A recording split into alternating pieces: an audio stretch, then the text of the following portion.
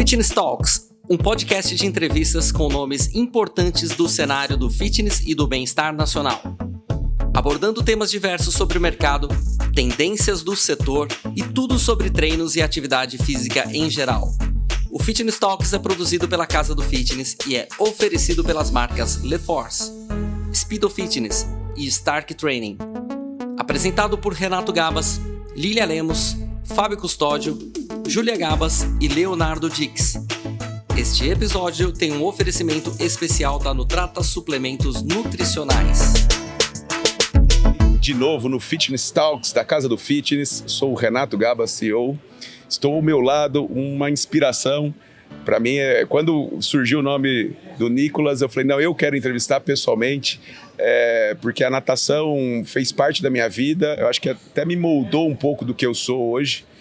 E quando você tem pessoas do nível do Nicolas, né, campeão mundial, um cara que vai contar um pouco a história dele, mas é uma referência mundial da natação brasileira, é sempre uma honra estar aqui, aprender, ouvir as histórias e compartilhar, né, aprender o que ele tem para nos ensinar. Então, do meu lado aqui, Nicolas Santos, recordista sul-americano, um dos maiores campeões mundiais da história do mundo. Então, Nicolas, se apresente um pouco. O que eu gostaria de saber de você? Como que você entrou na natação? Como que começou a tua história nisso daí? E como que você fez? Como foi a tua trajetória para se tornar um multicampeão mundial? Bom, primeiramente, obrigado pelo convite para estar aqui, contar minha história para todo mundo aí. Bom, eu tenho 43 anos, se eu contar minha história mesmo aqui, exato. A gente precisa de umas 3 horinhas aqui. Eu não queria contar, porque muitos estão vendo o vídeo, né? Eu sou um ano mais novo que ele, então, pô, a vida não foi grata comigo, mas... Bom, mas minha história, de uma forma bem resumida, assim, passando mais um overview de tudo, eu nasci e cresci em Ribeirão Preto, então por influência... Conterrâneos, porque eu nasci em Ribeirão Preto. Sim. também, a família da minha mãe é de Ribeirão Preto, eu nasci lá também, mas aí eu já fui pra Catanduva. Pra caramba, né? Nossa, mas é uma delícia, uma baita delícia, cidade. E aí, com 6 anos de idade, eu comecei a fazer natação por influência dos meus pais. Meu pai tem uma escola de mergulho, minha mãe fazia natação, então saía da escola, ia pra natação com ela, no esquema escolinha mesmo. Então fiz vários esportes, fiz luta, basquete, vôlei, e o que de fato me despertou muito interesse foi a natação.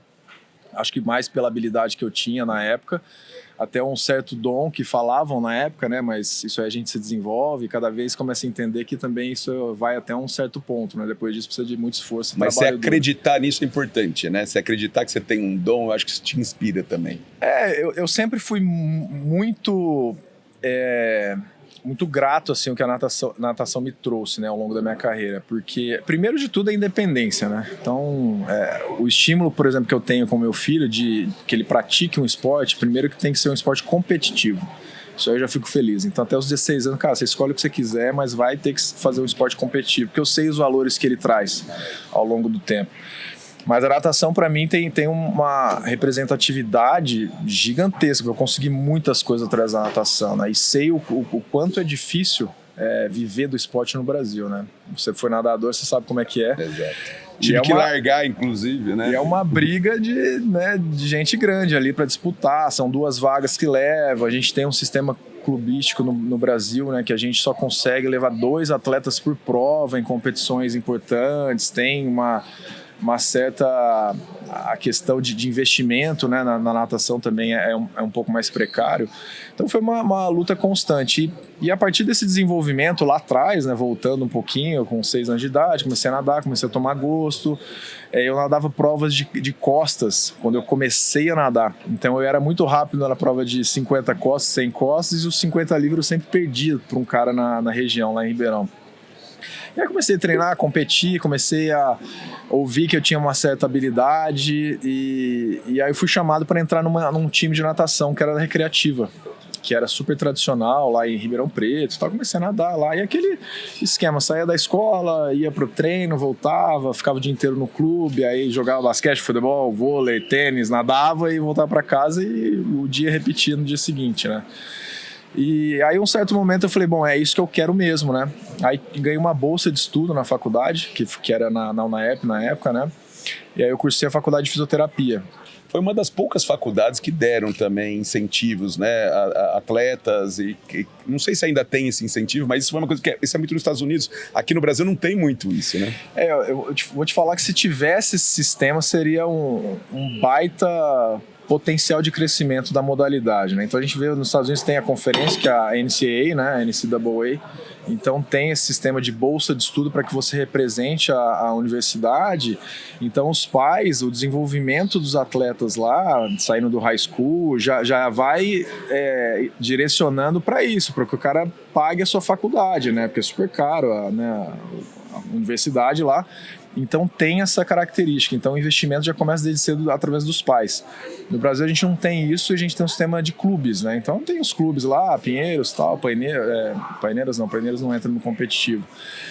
Nem tanto, né? Não investe tanto. Mas outros clubes, e tem esse sistema de clube, é isso. E aí, para estudar, já vira até uma dificuldade para conciliar Lá não, lá já tem uma proposta que o cara começa a administrar melhor isso, né? Mas a UNAERP, para você estava contando, aí abrir a faculdade de fisioterapia, você entrou lá. Isso, aí eu fiz faculdade de fisioterapia, e qual foi o grande drive de estudo? Mas você já era campeão, você já era... O que você era? Eles estavam de olho em mim, tinha um resultado regional interessante, com um potencial para conseguir alguma coisa, mas até então não tinha resultado de categoria absoluta nenhuma, só de categoria, né, da idade. E aí ganhei uma bolsa, comecei a fazer faculdade. O grande drive para eu fazer a faculdade de fisioterapia é que eu tive uma lesão no ombro, que nesse momento comecei a treinar mais, tive uma lesão no ombro, aí fui em alguns médicos, precisa mudar o esporte, precisa trocar, nadar não dá para nadar por causa do seu ombro e tal. E eu fiquei com isso na cabeça e falei, cara, eu não vou parar de nadar. E aí fui fazer faculdade para entender o que tinha, tinha.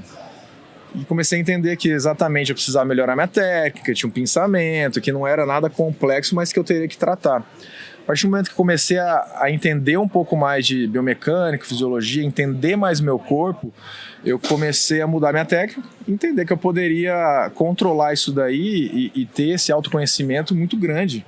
Então me ajudou muito na minha carreira. A partir daí, 1 ano eu já não tinha mais lesão, não tinha mais nada no ombro. Então eu poderia de repente ter parado de nadar se eu não tivesse esse... Conhecimento é poder.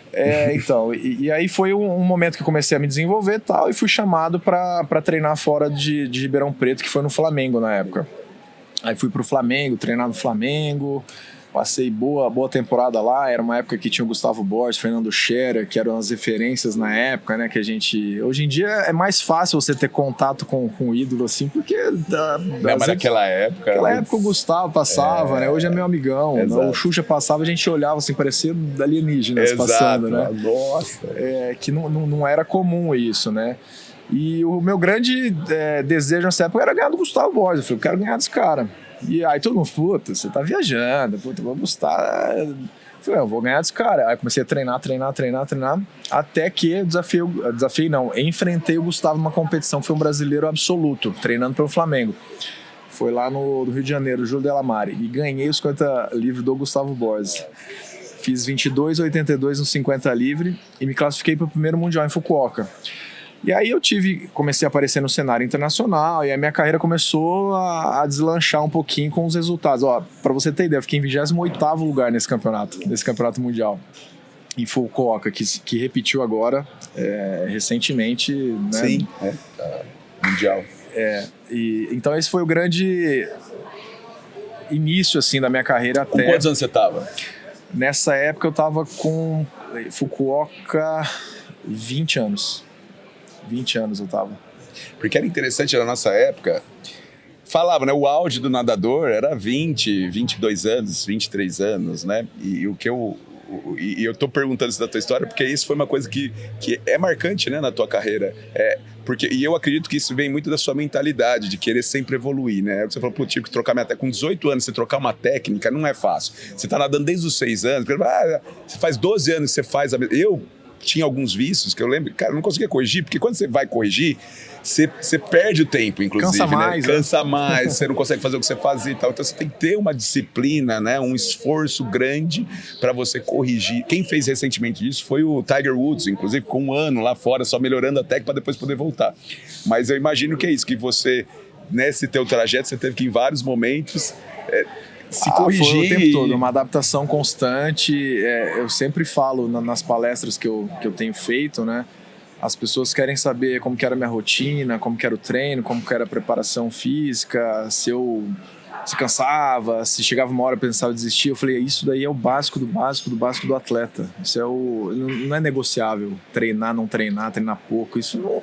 A questão de ser resiliente, de enfrentar um desafio, de recomeçar cada projeto olímpico, você pega 4 anos, dá errado, você recomeçar, esse é o grande desafio, né? E exatamente esse autoconhecimento que eu fui adquirindo através da faculdade, né? Então fui monitor de anatomia na faculdade, que eu queria de fato entender, me forçava a estudar mais para poder passar e replicar esse conhecimento. Eu fui também sócio de uma empresa de treinamento, a gente capacitava treinador, então os maiores PhDs do treinamento do mundo eu tinha contato, então eu tirava dúvidas pessoais com eles, então Isso ia trazendo para o seu treino? Fui trazendo, entendendo. Então, por exemplo, uma comparação muito simples assim, que parece boba, mas acontece. Por exemplo, se um atleta está com dor no ombro, muitas vezes ele não sabe se é uma dor muscular ou se é uma dor por uma lesão.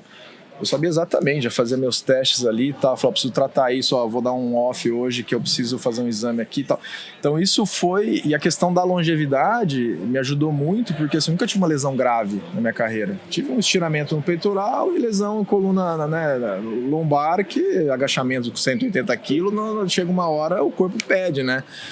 E altíssimo rendimento, que eu sempre falo, a gente fica no limite ali, né? É difícil você achar o limite para não ter uma lesão, mas ao mesmo tempo uma lesão que você consiga voltar rápido, né? E se cercar de profissionais que, na minha opinião, foram os melhores profissionais que eu tive acesso, né, no desenvolvimento da minha carreira, né? Óbvio que hoje eu olho para trás, alguns treinadores que eu tive lá, quando eu estava começando, eu falei, putz, mas esse cara fazia isso comigo? Podia ter feito diferente, né? Exato. Mas aí minha carreira começou a deslanchar e eu falei, cara, é isso que eu quero. Depois dos 22 anos, e aí você foi Fukuoka, 22º. E depois, como que foi? E aí depois disso, participei da competição internacional, tinha ganhado o Campeonato Brasileiro. Eu me lembro até hoje, saiu uma matéria em um jornal conhecido, que era assim, golfinho supera tubarões da natação brasileira. Eu falei, golfinho! E saiu no Jornal Nacional na época, então foi uma coisa bem interessante, assim, tava ainda todo sem jeito, né, os traqueios de dar entrevista, sem graça, assim. Mas a partir desse momento eu falei, cara, é isso que eu quero ser nadador profissional, não pensava no dinheiro em si, né? Eu queria fazer minha faculdade, não deixei de estudar também, continuei fazendo a faculdade, me formei, depois eu fiz um MBA também em gestão empresarial, que eu queria empreender ou até entender, né, a questão do empreendedorismo, porque a gente se forma na área da saúde e não tem conhecimento e sai sem fazer nada. E eu fui cada vez mais tendo esses incrementos assim ao longo da carreira para me desenvolver, né? Como atleta, como pessoa, enfim. E cada vez mais competindo, falei, cara, eu preciso entender o que o pessoal de fora faz. E aí eu fui treinar na Argentina com o José Meolans, um cara que era, ele competia com o Gustavo Borges, Fernando Scherer, era um cara super fera, nadava 100 livre, cheguei lá, primeiro dia de treino, José Meolans, beleza, eu não tinha acesso ao Gustavo, não tinha acesso ao Fernando Scherer também. E falei, o cara me convidou em 2013. Fui treinar na Argentina. Cheguei lá primeiro dia, 14 mil nadei. Putz. Eu nadava 5 no Brasil. Aí eu falei, cara, eu acho que eu vou morrer. Não vai dar 14 quilômetros, turma, não é e era uma seletiva para 2004, eu tava super empolgado, vou treinar com ele. Cheguei a nadar super bem, fiz 50-40, fiquei com o 4º tempo para entrar no revezamento. E aí fizeram uma outra seletiva em janeiro, aí eu pulei para 5º tempo, não levaram reserva. Então já falei, putz, quase. Aí voltei pro Brasil, não sabia o que ia fazer e tal. Comecei a treinar no Pinheiros com o Albertinho, aí tinha uma safra muito interessante, fui treinar com o Gustavo. E a partir dali comecei já tatear vários resultados interessantes. Comecei a participar de campeonato mundial, ganhei medalha em campeonato mundial, 2º lugar, 3º lugar em revezamento. Mas o que você acha que mudou? O que houve nessa... Porque em termos de corpo físico, até os 18 você ainda tem um incremento de massa, disso e daquilo, natural. Depois dos 18, 19, essa melhora é através de alguma outra coisa, né? Que você está fazendo consciente, não é inconsciente, né? Assim, eu acho que o padrão que mudou muito a partir dessa idade foi treinamento individualizado, sem dúvida nenhuma. Antigamente a gente caía num grupo de 40, 50 no treino, era salve-se quem puder, o cara que se der bem com o treino que eu tô fazendo, ele vai ser campeão. E aí comecei a treinar com o Albertinho nessa época, era eu, o Albertinho, e era um cara que era um loirinho, que ninguém conhecia, que ele chamava César Cielo. Putz, treinava com a gente, era novo e tal, aí o Albertinho, ele me chamou na época, cara, você vai treinar com o Gustavo e um loirinho tá vindo do interior pra treinar com vocês. Eu falei, tá bom, vou treinar com o Gustavo. Eu falei, cara, meu sonho era treinar com o Gustavo. Eu fui pra Argentina. Nem gosto de lembrar dessa época da Argentina, mas eu não tinha opção. E aí treinei com ele, tá? Comecei a participar de competições importantes, revezamento, nadava pelo Pinheiros. Mas o fato de ele estar no treino com você te ajudava a fazer um treino melhor. A referência que eu tinha, o cara fazia uma série de braço, de perna, eu sempre ganhei do Gustavo. A perna dele era muito ruim. Sim, a perna é o pirulito. Uma série de braço, eu falava, cara, o cara é uma máquina. Aí a referência que você tinha era sempre na sua frente, né? E uma abraçada dele, ele tinha que dar duas, né? Não, e outra coisa, quando você tava nadando do lado do Gustavo, se você tivesse cabeça a cabeça com ele, você tava perdendo. É óbvio, aquele braço. 2,33 de envergadura, é impossível você bater na frente. Então a gente fala, cara, você tem que estar uma cabeça na frente do Gustavo pra você ganhar dele. E aí já começou esses desafios no treino, né? Eu comecei a ter muito essa proximidade do meio competitivo no próprio treino. E eu já não tinha isso. Cara, e isso é um ensinamento pra vida, né? Ah, total. Você se torna, né, aquelas pessoas que você convive, né? Você convive, você quer realmente ser bom em alguma coisa, conviva com os melhores naquela coisa. Pague por isso, mas esteja junto dos melhores, que isso vai te dar um mindset, vai mudar a tua competição, tua referência muda. Né? É a bandeira que eu sempre levanto, que pra mim é uma das mais importantes, é o ambiente. Você mudar seu ambiente, pode ser pra negativo ou positivo, né? Se você vive um ambiente com pessoas que não têm o mesmo drive, os mesmos objetivos que você está buscando, cara, muito provavelmente você não vai conseguir o que você está buscando. Até dá, mas é muito mais difícil. Mas a partir do momento que você começa a conviver com esses caras, um é campeão olímpico, outro é recordista, aí você fala, cara, o que esse cara come? Aí você começa a entrar nessa onda, né? Aí chega alguém que não tá nesse direcionamento e fala, cara, tchau, você não entra aqui é, né? Aqui é profissional.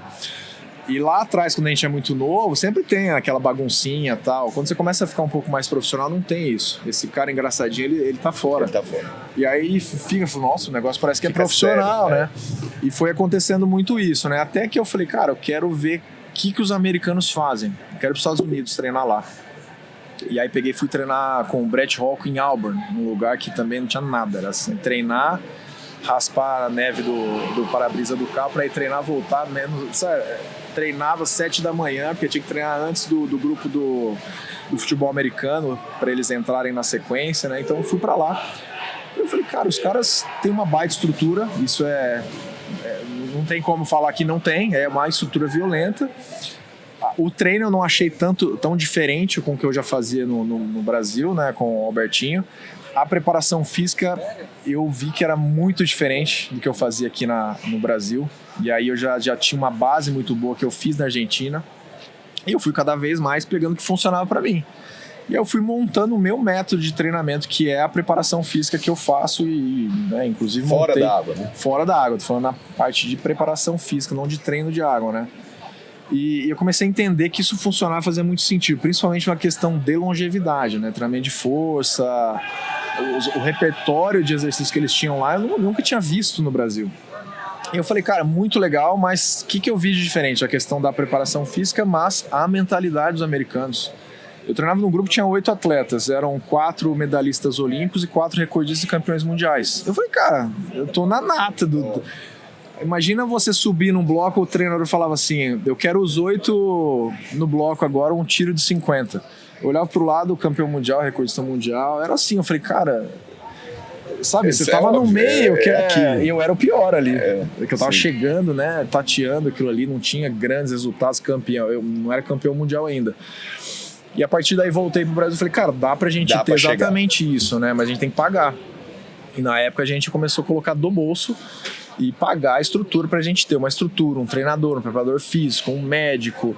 E a gente montou o nosso staff e montou um clube independente, que era fora do sistema clubístico que a gente tem no país, né? A gente competia pelos clubes, mas a gente tinha a nossa base, o nosso time, tinha a nossa barraca, a gente viajava nosso grupo. Quem que era esse grupo? Era o Pro 16 na época. que era o Albertinho, o César, o Thiago Pereira, tinha o Henrique Barbosa. Então foi um projeto ali entre 2013 até 2016, que a gente juntou todo mundo. E a gente começava a entender que a gente provava com os resultados. Falei, cara, funciona o resultado que a gente tem. Cara, todo mundo era campeão. Sim, foi uma época maravilhosa da natação. E aí, então, assim, a preparação física, o trabalho individualizado, a mentalidade, né? Começar a entender que tipo de mentalidade você precisa adotar para enfrentar certos desafios. Você começa a conviver com um cara que está ali no momento de pressão, chega no estádio, competição completamente lotado ali, tipo, ou vai ou eles estão esperando que você perca. Você tá andando um monte de gente filmando, aquela pressão. Como que você reage a isso, né? E 2 centésimos é muito cabeça, né? Muito ali, 2 centésimos, 3 centésimos, você sabe que você daria para você ter feito, né? Mas é a cabeça, realmente é aquele finalzinho também de o cara treinar também isso, né? Em 2013 aconteceu um episódio comigo, que eu sempre falo, inclusive nas minhas palestras, foi um momento que eu parei para pensar, sentei em cima do problema ali, e uma semana falei, cara, o que eu preciso melhorar? Eu tinha treinado muito, malhado muito, tava, sério, fisicamente muito bem, tava tudo em ordem. Eu cheguei na final com o primeiro tempo do mundo, me classifiquei com o primeiro tempo do mundo, eu tava com o primeiro tempo do mundo, fui nadar a final, fiquei em quarto. Aí eu cheguei e falei, cara, o que aconteceu? E antes de nadar, no momento que antecede ali, tem o balizamento, que é o call room ali, né? Aí o cara que tava com o primeiro tempo do mundo é o último a entrar, da raia 4. Aí quando eu fui entrar, começou o som de um coração, tum-tum, tum-tum. Eu falei, cara, aqui eu tô passando mal aqui. E eu achei que era o meu coração que tava batendo ali, e era do estádio. Isso me atrapalhou muito na hora ali. Então eu cheguei e falei, caramba... Então assim, se eu tivesse como me defender, se eu tivesse um treino mental ali naquele momento, eu poderia me defender, eu não consegui. E aí foi um momento que eu falei, cara, eu preciso trabalhar na parte mental. Meu mindset, entender que eu preciso ter uma mentalidade de crescimento, eu preciso evoluir trabalho de inspiração. Eu comecei a buscar isso também. E nenhum treinador que eu conheça faz isso. Nos Estados Unidos tem o treinador, que ele entende ali de biomecânica, de planejamento de treino, e o cara é psicólogo do esporte também. Aí o cara, ele faz você acreditar que você é o melhor do planeta ali. Perfeito. E aí eu falei, cara, eu preciso disso. Só que eu fui construindo isso daí, porque eu não tinha. Então, eu investia, paguei um curso de mindfulness, fui fazer sozinho, comecei a fazer yoga, respiração, aí entendi a fisiologia, né? Falei, a respiração acontece isso, aquilo, eu consigo controlar certo. Sistema nervoso autônomo, né? Falei, cara, sistema nervoso autônomo, puta, simpático tá esse dado, não, vou puxar o parasimpático, vou normalizar. Eu comecei a testar e validar, pra falar, funciona. E aí eu fui construindo, né? Então levou muito tempo pra acontecer isso, né? Até que um certo ponto eu chegava atrás do bloco e eu tinha controle absoluto. Eu falei, cara... Sabe que o pai do Tiger Woods fazia isso com ele. Ele ia dar tacada e ele ficava batendo num latão de lixo. Pra ele treinar. Uma coisa meio inconsciente, mas pra ele poder ter a concentração com qualquer coisa em volta, entendeu? Pra ele não ter hiperfoco, né? Hiperfoco.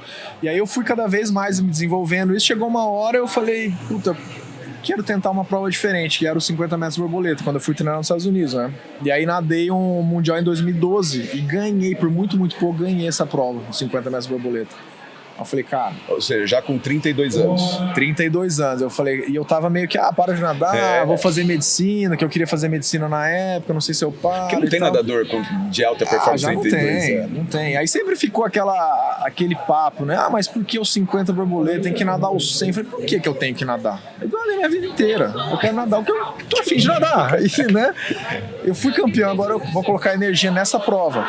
E comecei a colocar energia de fato nessa prova. A partir de 2012 até o término da minha carreira, que foi ano passado, 10 anos, em 10 anos eu construí uma coisa que no Brasil a gente não tem. Fui tetracampeão mundial, recordista mundial nessa prova. Fora do Brasil sou muito mais conhecido do que aqui por conta dessas conquistas da prova. É uma prova que não é uma prova olímpica. Exato, esse é o maior problema, porque se fosse, problema não, né? Mas se fosse, você teria ganho pelo menos uma Olimpíada, você teria ganho, pelo menos. Provavelmente eu tava ali nos ponteiros ali disputando, né? Mas aí eu comecei a entender, falei, puta, talvez lá atrás poderia ter sido minha prova, um 100 borboleta, quando eu era mais novo, mas eu queria nadar os 50 livre, os 100 livre, que sempre foi a prova tradicional, que a gente sempre quis nadar, né? Adorava, eu sempre gostei. Falei, não tinha na minha época 50 borboleta também, eu ficava bravo, porque eu tinha que nadar os 100 borboleta, mas eu gostava mesmo dos 50. Sim, e aí, com o passar do tempo, o que comecei a entender? Nosso corpo vai mudando, começa a ficar mais velho, a velocidade começa a cair, então você pega esportes de velocidade puro, quando você começa a ficar mais velho, o declínio é absurdo. Esportes tem característica mais de força, em grupos de idade mais avançada, se mantém, é muito próximo. Aí eu comecei a pesquisar e estudar. Falei, cara, a característica do nado, borboleta, é muito mais de força do que o próprio crawl. O crawl, você dá um tiro, a quantidade de movimento que você faz é absurda, né? A frequência... O borboleta, eu não sentia isso. Eu falei, cara, é confortável pra mim. Aí eu falei, pô, mas é rítmico. Força é rítmica. Exato, aí eu comecei a aliar. Falei, eu tinha essa questão da preparação física, eu sempre gostei, estudava biomecânica, montei essa preparação física pra mim. Falei, cara, agora eu vou aplicar. E comecei a aplicar, e deu muito certo. Em 2018 fui campeão mundial e recordista mundial. Então foi uma descoberta e uma construção de mais de 20 anos aí ao longo da minha carreira, né? Cara, você conta essa história. E é isso que eu tinha certeza, eu não tinha a profundidade da tua história, mas isso me lembra, né? Onde tem sucesso, tem conhecimento. E eu acho muito bonito isso, né, que você está contando, porque realmente, às vezes a pessoa tem aquele dom nato e realmente o cara já faz alguma coisa inconsciente, mas eu acho que a dificuldade na nossa vida é fazer algo consciente, de você, cara, não conseguir, você não para, aí você fala, não, vou buscar outra coisa. Me lembra muito, essa história me lembra muito a história do Tom Brady também, que eu sou fã do Tom Brady, o cara, porra, famosíssimo, e ele foi melhorando com o tempo, também se aposentou com 43 anos, né? Eu fui até numa final do Super Bowl assistir ele. Caramba! Porque lá contra... E eu achei que ele ia se aposentar, só que ele depois ganhou com o Tampa Bay Buccaneers, mas eu fui lá contra o Dallas, contra o Los Angeles Rams. E eu acho que, e é justamente usando esse conhecimento, que ele foi se conhecendo, porque todo mundo fazia, era musculação. E ele falou, cara, não é só musculação, eu preciso fazer, né, o alongamento, eu preciso, né, ter outros trabalhos funcionais. Tem vários pilares, né? Você pega a alimentação, por exemplo. Eu tive um controle a partir da época que eu, por exemplo, quando eu fui treinar e morar nos Estados Unidos, foi em 2011. Eu nunca tinha tomado suplemento. Só que o meu biotipo, você olha e fala, nossa, o cara é forte pra caramba, o cara deve tomar suplemento. Eu nunca tinha tomado. Aí eu comecei a conhecer lá, e aí eu comecei o quê? Estudar, óbvio. Pesquisar, fazer esse tipo de exame pra saber quais alimentos causam inflamação no meu corpo, porque eu tinha uma característica de ficar mais inchadão, né? E o borboleta, você olha o nadador de borboleta e você fala, esse cara nada borboleta. Assim, coxudo, bundinha, troncão, cara de crawl mais longilíneo, mais compridão. E eu sempre tive dificuldade. Então assim, eu malhava muito pesado, Aí eu falei, preciso controlar a minha alimentação, o que eu vou comer? Comecei a estudar, procurei uma nutricionista, comecei a me ajudar. E lá o acesso a exames, por exemplo, eu fiz um exame nos Estados Unidos que era exatamente para determinar quais alimentos causam inflamação no meu corpo, alimentos corantes e conservantes. E através dos resultados disso eu comecei a montar a minha dieta. Então assim, é um pouquinho de tudo, né? Exato. Aí o cara vem e fala, preciso treinar mais na água. Eu falo, cara, não precisa, sabe? Tanto é que cada vez mais, com o passar dos anos, o volume foi caindo. Eu cheguei a nadar 14 mil metros, na minha aposentadoria eu estava nadando 1.900. Olha que loucura. Isso eu nado de brincadeira lá, vai sou amadorzaço agora. Sim, né? É tipo um carro de corrida, né? Então você cai, faz um aquecimento, você já sabe o que tem que fazer. Só que você precisa colocar isso em ritmo de prova. O tempo todo. Intensidade, métrica, quanto você tem que nadar cada metro por segundo aqui, a virada, quanto tem que ser, a sua saída tá dando 4.8 nos 15, deu 5.2, não tá legal, vamos analisar, ver vídeo. Então mudou muito, né? A tecnologia ajudou muito ao esporte também, né? Mas posso falar uma coisa? Isso daí é um aprendizado para qualquer empreendedor no Brasil, né? Eu comecei a empreender cedo também e hoje eu vivo exatamente isso. Porque às vezes a coisa dá certo e aí você vai, mas as coisas param, elas estagnam, né? Porque são patamares. Se você não tem essa cabeça da melhoria contínua, de você buscar, de você estudar, e aí você dá um salto, aí você vai... né? Maturação. Tudo.